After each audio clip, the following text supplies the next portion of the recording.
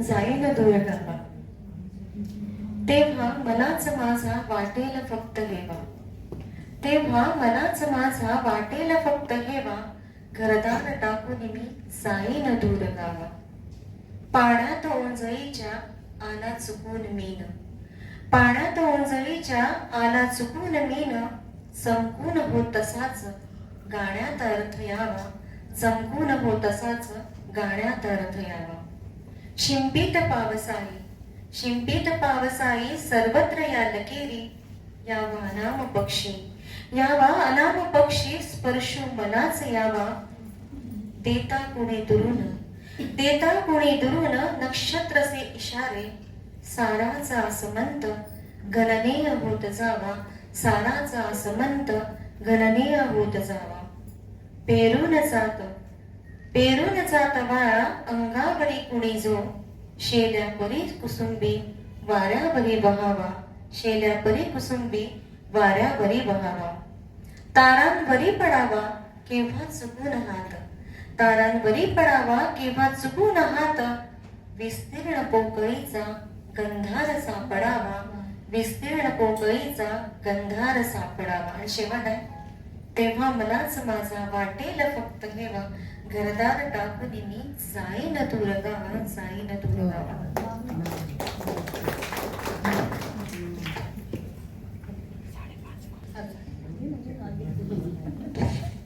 आतापासून आमच्या दोघींची कसरत चालली आहे की म्हणजे असं आम्ही खूप सख्या मैत्रिणी आहोत, त्यामुळे प्रत्येक गोष्ट अशी शेअर करायची आम्हाला सवय आहे ना, त्यामुळे तुला ते चैन नाही पडत आहे की तुझाच माईक मी घेणार असं तिचं म्हणणं आहे. हा, त्यामुळे आमच्या दोघींची ती कसरत चाललेली होती मगाचपासूनची. आम्हाला समजलं.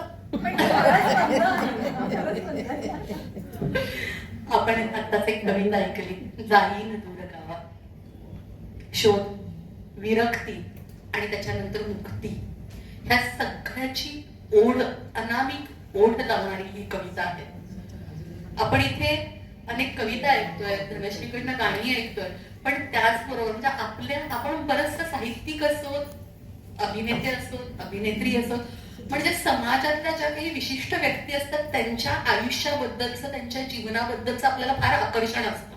त्यामुळे आपण आता तर हे तुमचं सोशल मीडिया आल्या कारणामुळे आपल्याला बऱ्याचशा गोष्टी तिथे वेगवेगळे रील बघतो. म्हणजे आता जसं हेमांगीताईंनी सांगितलं की सन्माननीय सुनीताताई देशपांडेंचे बरेचसे व्हिडिओ फिरत आहेत आणि त्याच्यातनं आपण ते ऐकतो आणि जे काही आपण ऐकतो ते आपण ग्रहण करतो आणि आपण तेच सत्यता आहे असं पडताळून आपण पुढे जात असतो.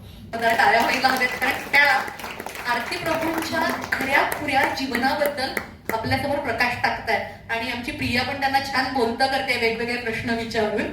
प्रिया, पुढचा प्रश्न. मला यावर एक अजून बोलायचं आहे, पुढे ताई सांगणारच आहे ही गोष्ट, की ते खरंच त्यांना आध्यात्मिक प्रभाव आहे त्यांच्या सर्वच लिखाणावर आणि त्याविषयीच तर आधी त्या बोलल्यातच आहे. मला आता या क्षणी सुद्धा असं वाटतं की जयश्रीताईने हा कार्यक्रम म्हणजे ही संकल्पना मांडली आणि त्याला खूप काळ गेला आणि आज प्रत्यक्षात हा कार्यक्रम होतो आहे.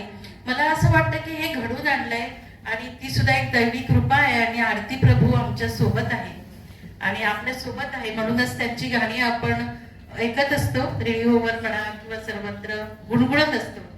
ताई, हा एक प्रश्न असा आहे की आपण आपल्या एका लेखात खानोलकरांच्या जो जीवनाविषयीचा प्रश्न मांडलाय त्यांनी, ते म्हणतात की मी गेलो तरी मी पाकोळी बनून तिथे राहणार, आणि हे तुम्ही तुमच्या लेखात मांडलाय, ते तुम्ही सांगू शकाल का आम्हाला?